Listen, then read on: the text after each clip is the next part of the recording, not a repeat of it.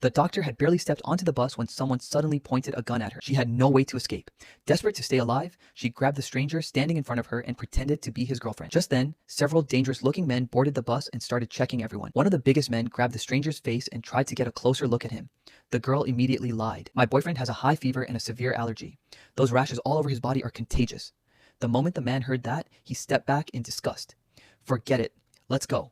He quickly got off the bus with his men. The danger was finally over, but the injured man had already lost too much blood and he passed out again. When the bus reached the next stop, the driver told the girl to take the injured man with her.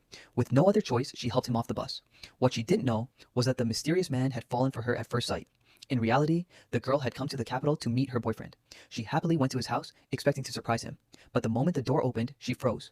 Her boyfriend was standing inside with another woman, and there was even a child in the room. The girl had spent years working hard to support his education, and this was how he repaid her. The other woman arrogantly looked at her. "I'm the daughter of the deputy factory director.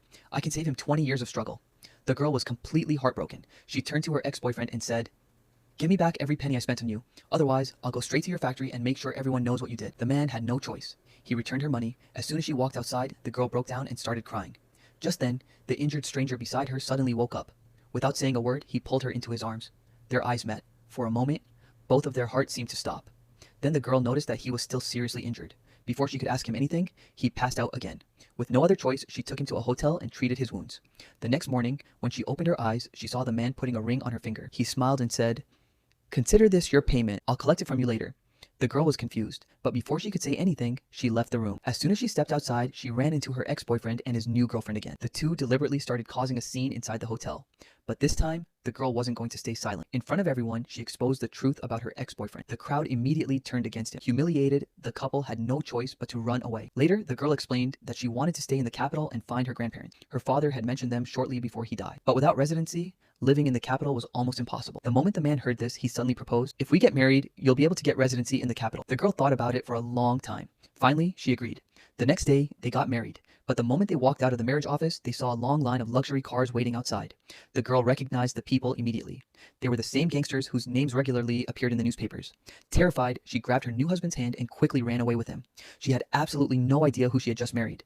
The man she had married in such a hurry was actually the most feared gang leader in the entire city. After their marriage, the two moved into a small apartment together. Thanks to her medical skills, the girl also found a job as a factory doctor. But on her very first day, she came face to face with the same woman again. Taking advantage of her father's position as a deputy factory director, the woman continued to harass her. This time, things went too far. She ordered several people to grab the girl and hold her down. Then she picked up a syringe and prepared to inject her by force. The girl struggled with all her strength. "Let me go." But just then, bang, the clinic door suddenly flew open.